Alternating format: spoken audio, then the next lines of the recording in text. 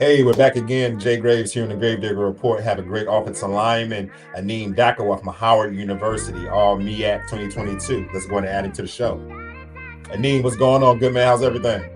It's good, man. It's good. Blessed to live another day, man. I know that's right. I know that's right. So, Anim, you got camp coming up in about 2 weeks. You just made, several honors, prior to the season. And, you got some great things coming up, in fall camp. Overall, how's everything just going for you, at this present moment as you're gearing up for camp? Yeah, so like every football player knows, camp is a grind. So before you get to camp, it's good to get your mind right and focus on the things you need to focus on. Because camp is gonna be hard. It is what it is. We've been through it before. So for me, just getting ready for camp, kind of shutting down all the outside noise, with the odd the lists and stuff. Yes. All it is a target. It just makes you put you on the spotlight. It makes you the hunted. And sometimes it's a quote like sometimes the king gotta remind the jungle why the lion gotta remind the jungle why he's king. So that's just for me. That's what the season is. I gotta remind everybody why I'm king. So. Yeah, you definitely do. Now, with you stating that, you got to remind everybody that you're king. You have the king size, like you stick out like a sore thumb. 6'8", weighing about 260 right now. 360, yeah. Yeah, about 360, in correction. But heading into fall camp, is that kind of like a weight that you actually want to stay at and play at, around 360? No, so I want to get down probably to 350. With a working of camp, the everyday practice, the weights and lifting, it just all it takes is a switch of diet a little bit, just a little bit of more protein, a little bit less carbs and stuff. And my body's gonna lean itself out. That's just what's gonna happen because the work is already put there. So now. Yeah. Doing the other stuff is what's going to shift my weight because I have a pretty good amount of muscle mass. So if I can just tone down the body fat and just allow my body to be an optimum peak, it's going to be real good. So yeah, the goal is to be 350, 355-ish, ideally 350. Now if I could touch 345. If you touch 345, what's going to happen? It's gonna get serious. So we'll get real serious with some guys. It's gonna get real dangerous. Okay. So we know last year, you guys were able, to win that, the MEAC conference, and you were able to receive first team on honors. And now this season, you're actually, preseason, first team as well too. And you also, made some other lists. And we also know that you are a pillar as far as that. Leadership, on the offensive line for Howard University. How was that playing for you? Because we know that you're coming back. You guys won that championship last year, and here you are as a leader. Are you a vocal leader? Are you one of those active listening leaders? Are you one of those individuals that show up with your hard hat and and kind of like go into the locker room as an offensive lineman? Because we know some offensive linemen, they softly, however, they carry a big stick. How's your leadership, overall skills? So yeah, I'm more of I'm an observant leader. Okay, perfect. So I just watch what goes on, and then I put myself where I need to. Mm-hmm. I love my guys from the O-line. They're all funny guys. They show up. They all work hard. Everybody. They all just want to be great. So it just I know that when they see someone like me, and my other right tackle Spoon, who you guys have not seen yet, but you guys will go find out who he is really soon. Okay. But you see two guys like that as your tackles, it just gives the whole guy's confidence. Who look at damn, let's go. That's just the feeling we get at practice. You could tell the excitement from the guys. Our coach is excited every day. He can't bring his excitement down. It's our goal is just to go out there and make him even happier, make his job as easy as possible. That's our job as players, to make our coach's jobs real easy, and that's the goal. So, like I said, I'm just an observant leader. Exactly. So with you being an observant leader, and you guys are definitely coming back. How's that chemistry?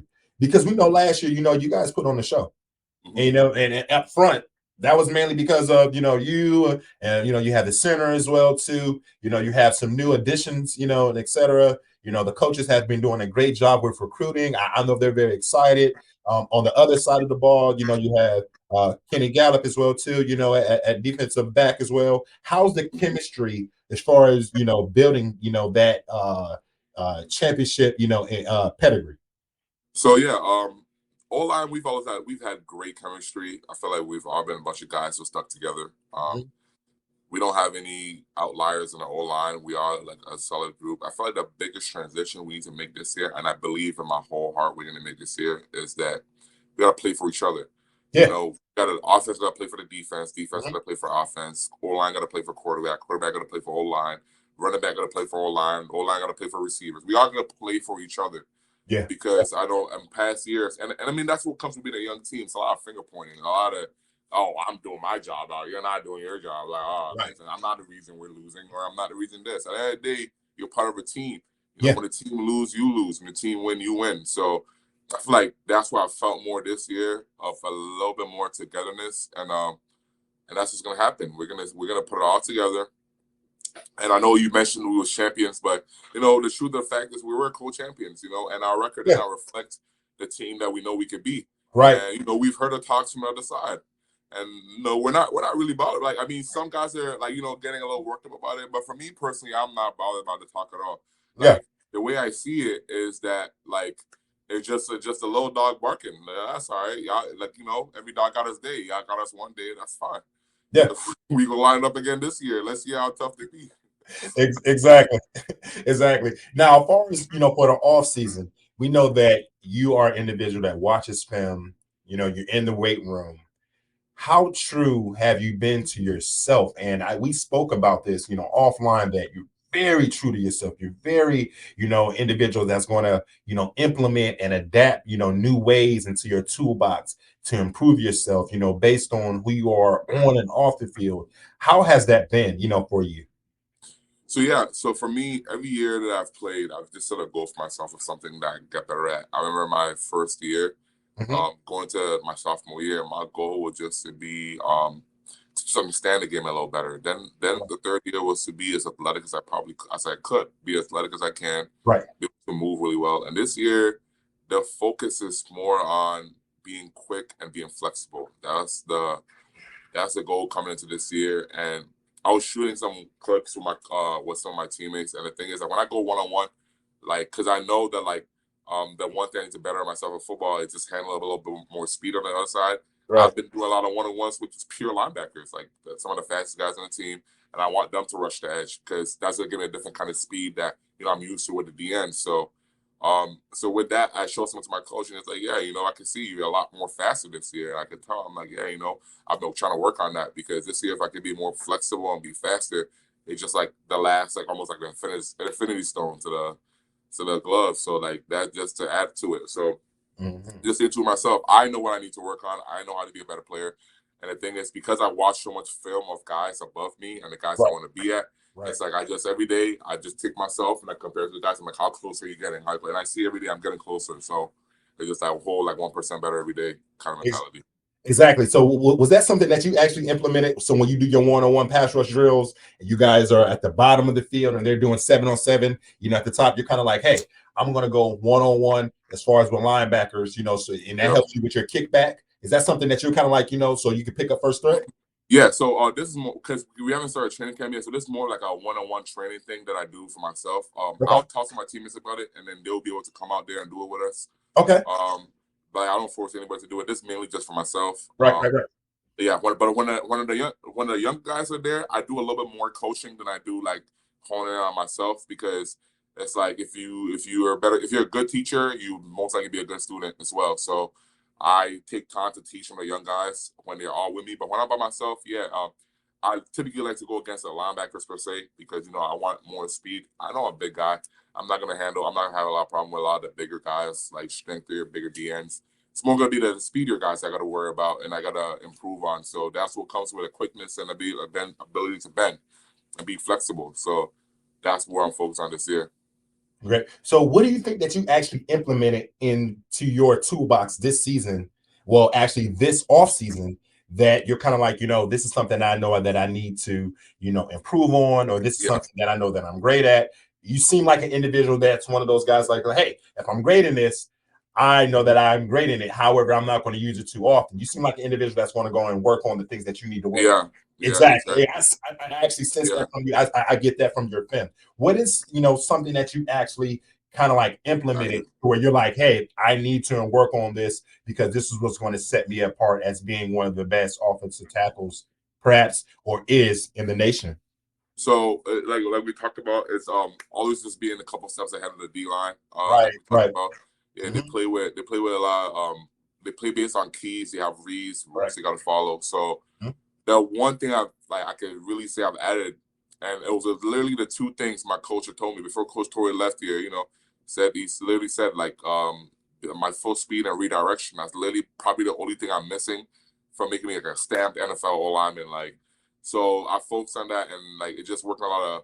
I've been practicing a lot more of my kicks because last year, it was all about like in the off season it's like let's run the hard, let's lift all that stuff. But like I know you can't get caught up. We're not weightlifters or cross country runners. We're football players, so exactly. Got to hone in onto the craft itself. So I worked a lot more on my actual kicks. I've actually like done a lot more kicks. I've done a lot more bend stuff, stretching. Getting my hips to be mobile, and like I said, going out with the guys and just getting the reps in 1-on-1, like getting that speed rest because. We all linemen say this, like 1-on-1 is kind of not really realistic to the way the game of football is played. Exactly. But if you could be a dominant 1-on-1 player, though, you can see it translates to the football field. Exactly. And there's nothing like having that 1-on-1 pass rush, and you're getting good film. And, just to piggyback on what you said that, we're football players. We're not bodybuilders. And one thing I've learned, and I got this from the strength and conditioning coach when I was at USC, he said, hey, you'll never see someone drag a weight bench on the 50-yard line. So, and this is right. So there's different shapes and sizes of football players. However, to perform the task and to have the great film, you have that. What makes you one of the best offensive linemen, in the country, FCS, or BCS, or just in the MAC? Let us know on the Gravedigger Report. We're dying. So for me, I'm just a very internally competitive person, very internally motivated. Because I feel like in my life, it's like that I see people as two kind of people. There's a lot of people who talk about what they're gonna do. There's a lot of people who do what they're gonna do. So I'm more like the person that like I'm trying to shift and be closer to do what you're gonna do, and ain't like really talk about it. Something I got from my old O-line coach, Coach Torrey. Just like leave no doubt. Like just go out there and leave no doubt. So like for me, I know what I'm capable of. I know the kind of things I've put in to get me to this level, other than obviously my God-given talent and size. Is that all that little stuff I've been able to implement. So now just taking that and honing it more in and focusing on it, and that's what's going to make me the best. And I mean, I believe that I have the ability and the potential to be the best in the nation. So it's about going out there and showing it. That's a great thing. Coach says all the time, the film doesn't lie. The articles, everybody can say you're the best. Everybody can say you're this, that, and the third. They can push you on all the lists they want, mock drafts, everything. There's a reason busts in the NFL happen for a reason. Because the game is not talked about, the game is played. So at the end of the day, like I've heard a lot of my coaches say, "Oh, don't get caught up with all the outside stuff." My coach, you ain't gotta tell me twice because at the end of the day, I know that I have to go out there and do it. So I don't care what anybody said. They could have said I'm the worst lineman in the whole country, and I really don't care. It has nothing to do with me because at the end of the day, the film's not gonna lie. If I go out there and I show it, there's nothing to talk about. You know what? That's so very much true. It is true, and I believe that you actually mirror that, on your film, and also through the aggression that you have, on this film. So, how about this? As far as for yourself, we know that in November, we know that it's going to be Senior Day, and your parents have played a huge role in your overall success on the field, as far as just praying and providing that parenting leadership, and also off the field with the overall support. They'll be there at Senior Day, and correct me if I'm wrong, but your parents have never actually seen you play a down of football. Mm-hmm. They haven't.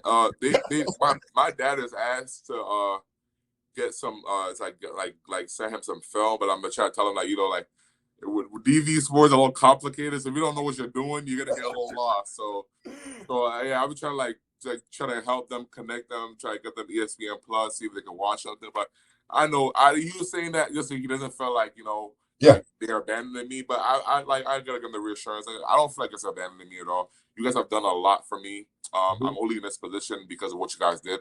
Right. So for me, I'm always grateful. And I feel like I only have this mentality because of where I came from. Is that like sometimes when you've been in a certain position in life, there's a certain kind of gratitude and gratefulness that you have. Yeah. So like for example, I heard you ask KG in his interview, like, oh, like if you enter the name in the portal, there'll be schools calling for you and stuff. And I understand. Like for me, it's kind of the same thing. It's like you too. And at the end of the day, you want to be like you said, you want to be where you wanted. You want to feel like where you wanted. And the thing is, like, I have a certain kind of gratefulness for what Coach Scott has done for me, and some of my teammates have done for me. Mm-hmm. They've went a long way into show me a certain kind of support that, like, like you'd be a fool to ignore that. Like you can't ignore stuff like that. In life, like money comes and goes, all football comes and goes. But these relationships are forever. These are stuff you carry with you till like we're 50. Our coach shouts us all the time. Like, in 40 years, you guys are gonna sit there and laugh about how we used to do up downs in practice or how we had to run 110s and something. Like it's just gonna be talked in conversation. Nobody's gonna sit there and talk about, hey, y'all remember when we were getting 5K from here and there and there? Like nobody cares about that. Because it comes and goes. But these relationships are what that really matters. So to relate it to my parents, it's like at the end of the day, I know that they're showing the support that they can. And even if they're not able to make it up to senior day, that's fine. My goal is to make the league. I'm going to get to a point where they're going to have no choice but to be there. They're going to want to be there. They're going to want to come. They want to come tell all their friends about me, show me off. So that's my goal. I want to make my parents proud because, they made me really proud. So now it's time to return the favor to them. You know what? I believe that you made them proud and you continue to do so. And you made a lot of people proud, all the way from Canada, the individuals down, we want to give a shout out to, the Taft High School as well, too. Want to give a shout out to them. Want to give a shout out to Taft High School. And also, just for yourself now, here's the key questions, that are coming up, Mr. Dankwah. You are NFL prospect for the 2024 draft. Your name is there, the size is there.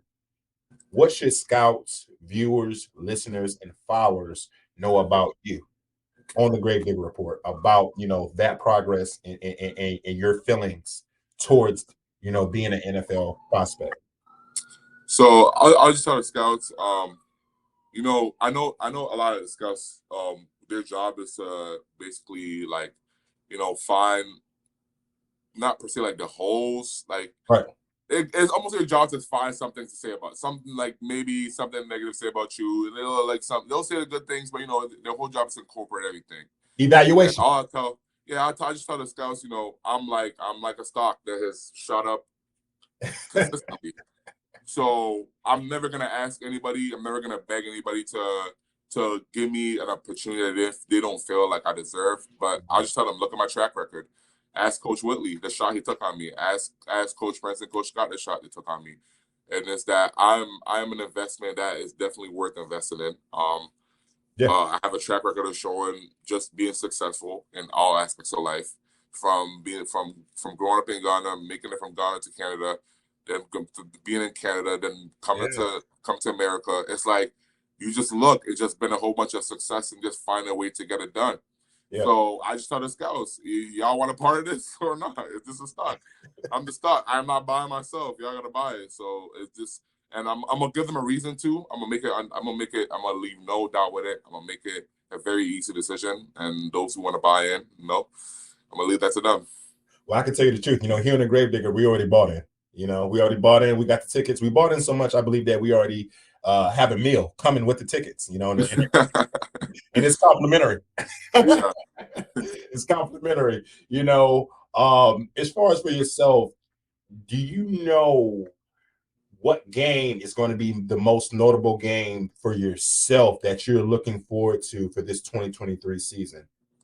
So yeah, in terms of obviously getting to like the draft stuff, there's no doubt they're gonna look at the Eastern Michigan and maybe the Harvard and Northwestern. No, Northwestern, but yeah, I'm very aware they're gonna look at that. But like I said, like a lot of people get beat with a brand before they even step out there, and for me, it's like I've watched some of those films and I studied. I don't want to get into too much detail, but it's like I know what I could do when I get there. I'm very confident what I do. I gotta prove that.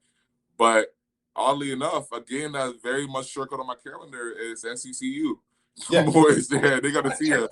And last year was so funny. Last year was with Norfolk State. Last year was Norfolk State. My teammate felt that. I mean, and not to say anything, but if anybody wants to go back and watch that Norfolk State film, they're gonna see something a little different from me. Okay. Because that game meant a little bit to me. So this year it's gonna be NCCU. Like I feel like there's a difference between having respect for each other as football players and just flat out being disrespectful. Right. Yeah, definitely. And I feel like, some of them guys have gotten a little carried away with a little bit of success, because, it's like, y'all got to remember, like, we see y'all again. We see y'all each and every year. So when y'all talking like y'all on the top of the world, that's fine. It's cool. Kids get overthrown all the time. So, hey, we're just saying that, like, that game is lined up. And if anybody wants to see some real violent action going on, I'm not going to say too much. If you want to see some real violent action going on, just tune into NCCU. It's going to be a good game. Okay. We're definitely gonna tune in. It seems based on all the behavior and the characteristics that you have portrayed at Howard University for those years you played, it seems like going into your senior year, it seems that the main characteristic that is a part of your game as of right now that is showcasing, and even I feel it from the screen, is aggression. And if it is, correct me if I'm wrong, but it seems as if that you're kind of like, everything is great as far as for your pass rush. Everything is great as far as for your run blocking. Everything is great as far as being able to pick out the certain defensive schemes, whether it's the 5 technique, whether it's the 3 technique. But it seems as of right now, you're like, hey, I know how to do all that. However, aggression is there now. Yeah. And it's been there, but how it's at an optimum. Yeah. So can you speak to that? So, yeah. So, prior to this point, as a player, you're trying to build confidence. You're trying to, like when you're a young player, you're going out, the game is moving fast. You're trying to think, oh, where's my lineman? Where's my signer? Who am I blocking? Where's the point? Oh, my God, this DN is out here. Oh, the safety's running this way. Like, there's a lot of things going at the same time. And I've played enough football. Obviously I didn't have a lot of experience, but like now I've gotten the experience I need. And now it's like, I understand the game. I understand what I'm good at. I understand my strengths and weaknesses. So now it's like go. It's almost like I like, to give an analogy, it's almost like I was given an obstacle course, and they told me you could walk along the obstacle course 3 times. And on the 4th time, you get to actually run it now. Right. So my 3 years, I've walked the obstacle course. I've walked it. I've looked at all the dangers to come. And now it's go time. Now it's like, okay, now it's time to go run the obstacle course. So now I know what to expect. I know, like, in the games it might get tough. In a game, what if you give up a sack? Like, what are you going to do? Are you going to shut down, or are you going to be like, that's not me. Let's go. Let's turn it on. So now all the little worries and things I used to have as a young player, it's not there no more. I understand. I'm free to myself. I could play freely. And now it's just, okay, because you've put so much preparation into the game, now it just unleash it. Like, just go ahead and unleash it. And that's why I feel like if I give a promise to anybody this year, you're just going to see it as just a free, unleashed version of me. That's just what Well, here on the Gravedigger Report, man, we offer, nothing but support, to you, and also, Howard University. We know that, the aggression is there, and, the scouts would be there, the fans would be there. And most importantly, in November, your parents would be there, so hats off to you, Mr. Dankwah, as you move forward, in this season, going forward, can we say that you are perhaps the best offensive lineman in the MEAC? Hey, the film doesn't lie. So, and if not, please correct me. I'm the football player. I just gotta give the reason for people to believe it. The film doesn't lie. So I'll let those that answer the question, and I'll do what I do. If they feel like I'm the best, I'm the best. If they feel like I'm the worst, oh well. I mean, I guess they come to that conclusion from the film. But obviously, I know what my capabilities are. I know my strengths. I know my weaknesses. So I just should stay true to myself. To me, like, I just move around like with the confidence of like just the best thing to ever happen to the planet. But I feel like everybody should move like that. You gotta have that confidence in yourself, especially when you know what you put in and know where you came from. You gotta have the utmost confidence in yourself. So, like, yeah, that's just how I move around. But the actual, optics of it, I leave it up to, that's why we have guys like you, and, we have the guys like the PFFs and stuff. They do that. They're the ones that decide who's the best and who's not the best. But I'm just going to go out there and show what I can show. Well, I know talent, when I see it, here in the Gravedigger Report, we like seeing, the picture before the frame. And with you, you are the picture, you are the frame, and now you're on the wall. And individual come in, to view that, in this fall. We wish you the best, for this fall, coming up. And then therefore, we'll definitely follow up with you during the season and see how everything is going and see if we can catch Western game and the Norfolk game, or especially the SES game as well too. Going forward. Okay. Thank you. Appreciate you, man. All right, take it easy, my man. All right, man. Yes, sir. So that's another episode here on the Gravedigger Report. You can follow me at www.gravediggerreport.com, or you can follow me on Instagram on the Gravedigger Report. Until then, take it easy, stay blessed, and always stay up.